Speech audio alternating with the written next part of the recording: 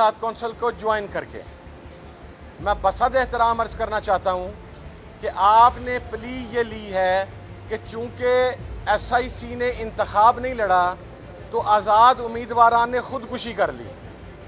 बसद एहतराम मोहतरम chief justice साहब की खिदमत में एक जुमला अर्ज करूँगा कि जनाब आली इंतखाब अगर SIC ने नहीं लड़ा तो इंतखाब बल्ले का निशान वापस लेने की वजह से PTI ने भी नहीं लड़ा।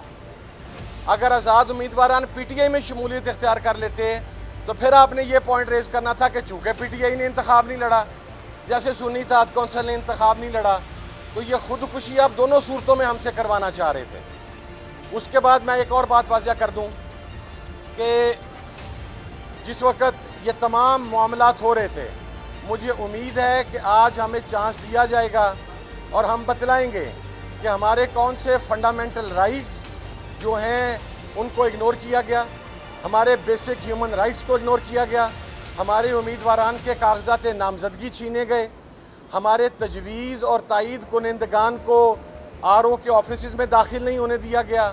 और खुशकिस्मती से अगर हमारी एफर्ट के बाद किसी के कागजात नामजदगी मंजूर हो गए तो फिर एक एक हलके के अंदर अपनी मर्जी के निशानात दे दिए गए।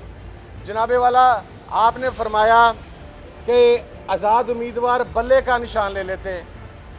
हजूरे वाला इलेक्शन कमीशन ने जो अवेलेबल सिंबल्स की लिस्ट प्रोवाइड की थी उसके अंदर बल्ले का निशान मौजूद नहीं था।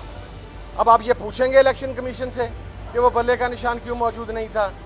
फिर इसी तरीके से किया कि जो उम्मीदवार कौमी असम्बली का है उसके नीचे सूबाई असम्बली के हलके में 2 या 3 हलकों में मुख्तलिफ निशान अलॉट कर दिए गए। फिर कन्फ्यूजन क्रिएट करने के लिए मेरा निशान मीनार जो है वो मेरे चारों MPs के हलकों के बैलेट पेपर पे भी मौजूद था।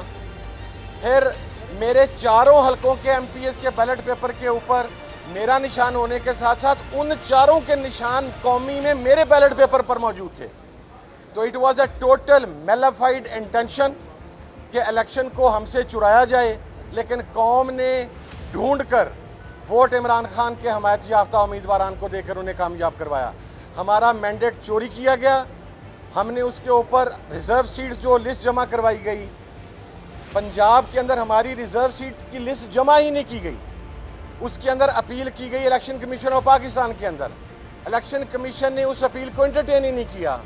तो अब आप हमें ये बताएं कि तमाम दरवाजे इंसाफ देने के हमारे ऊपर बंद कर दिए जाएं और फिर हमें ये कहा जाए कि आपने ये नहीं किया, ये नहीं किया, ये नहीं किया। तो हमने तो सारा कुछ कर दिया था।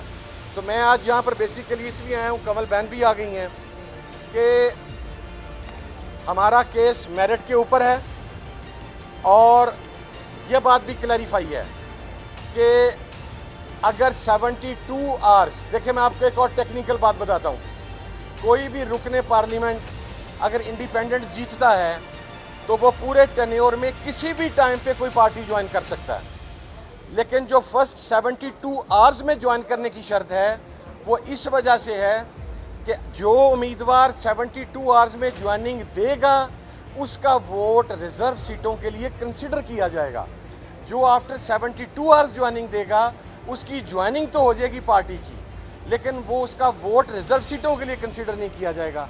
तो हमारे तो तमाम उम्मीदवारान ने जो वोट जो सर्टिफिकेट हैं इलेक्शन कमीशन में विद इन 72 आवर्स जमा करवा दिए थे, तो उनका वोट जो है वो मखसूस सीटों के लिए शुमार किया जाना ये हमारा बेसिक फंडामेंटल राइट है, अकॉर्डिंग टू द कॉन्स्टिट्यूशन है।